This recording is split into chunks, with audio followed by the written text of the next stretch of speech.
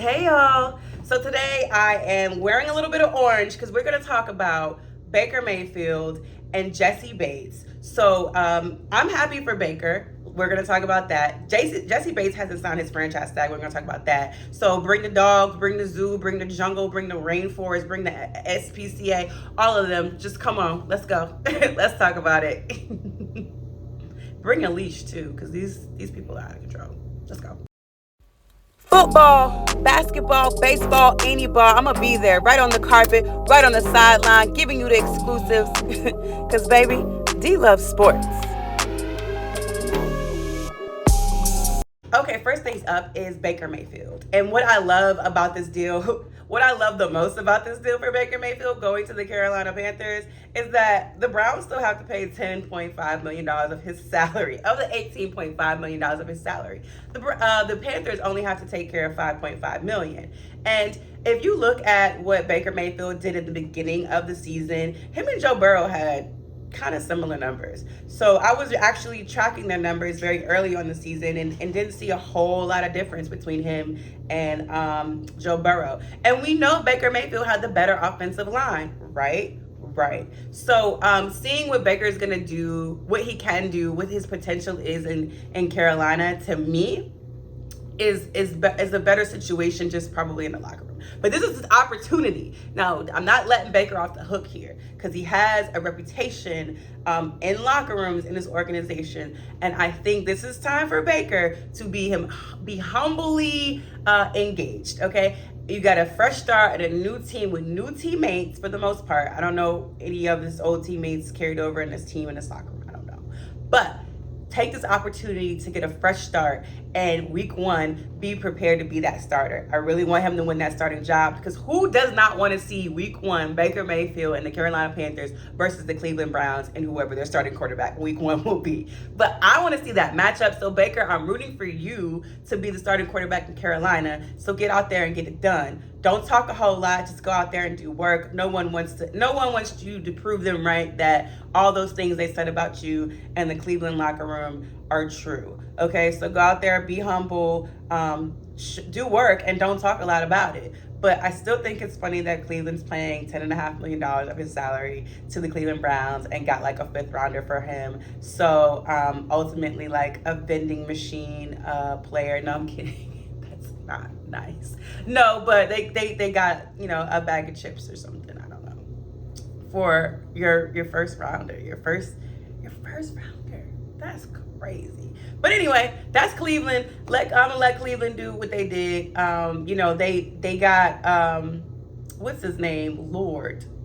Gosh, I'm drawing a blank. The receiver from Dallas for nothing, and now they gave away Baker Mayfield. Not only they gave him away for a fifth rounder, they have to pay as well. And Lord knows, their bank account is looking a little shaky after all that money they gave their starting quarterback. We will not. I'll digress. But anyway, let's talk about Jesse Bates here for a second. Jesse Bates is not signing his franchise tag. Okay, that's the claim. Friday, July 15th is the deadline, and baby, it doesn't look like he's gonna sign that tag. So what does that mean? Does that mean he's not gonna play? No, not necessarily. He'll still. That just kind of means the negotiation process is done. It's over with. The teams can't negotiate anything going further in relation to the tag, right? Or this long-term deal. So he'll play under the tag, which probably won't happen. He may not show up to camp. So that will be interesting. I think he's going to be getting about $12.9 million, which is more than he got paid, last year, which was about is under three, like around two point something million dollars last year. But with the ink dry on Minka Fitzpatrick's deal, you got to kind of wonder what's going to happen with him in the Cincinnati Bengals. If they couldn't get a deal done today, they obviously didn't want to pay him more than $12.9 million. Is he worth more than $12.9 million? Obviously so, right? You have a Super Bowl team. They didn't win the Super Bowl, but of course they went to the Super Bowl. And their defense, to me, doesn't get talked about enough of being part of the reason why they made it to the defense. they made it to the Super Bowl. So Jesse Bates, who is, I think, maybe a top five. I'll give him top five. I ain't giving him number one.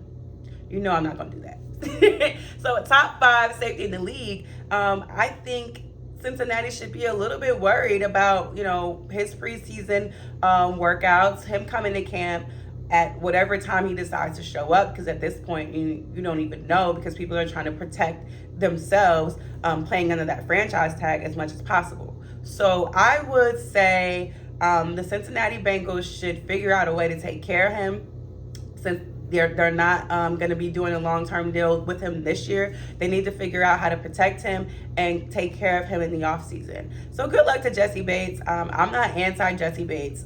If we could afford him, he can come right on over to Pittsburgh, baby. I'll take him. I will take him.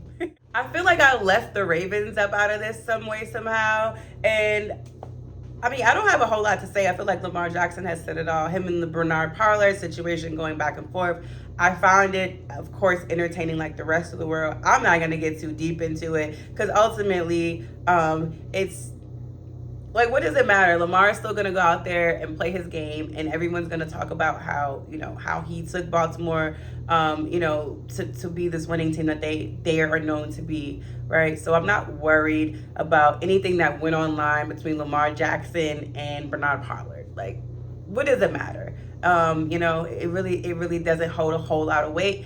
But I will say, I think that Lamar Jackson has a lot. I don't want to say he has a lot to prove, because I feel like he's already proven that he's capable. But I feel like he's going to probably come in with a chip on his shoulder for sure.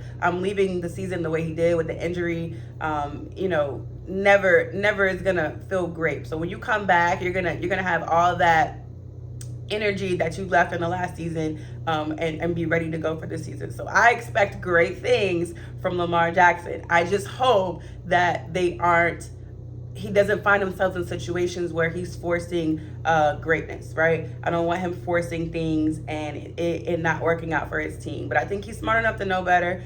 He's been working on himself. He's obviously put on some weight, so good for him. And I look forward to playing the Ravens this year. I always do. I low-key, extremely low-key, root for Lamar Jackson. I can't wait for him to move out of the division so I can root for him a little bit more, little louder. Okay? All right, that's it for me today. Short show, but I wanted to talk about some other people outside the Pittsburgh Steelers. We did have some little Steelers representation in the background here. But yeah, thank you guys so much for watching. Make sure you're subscribing, tell a friend to tell a friend, and make sure you come and join us on Sports and Coffee. Bye, y'all.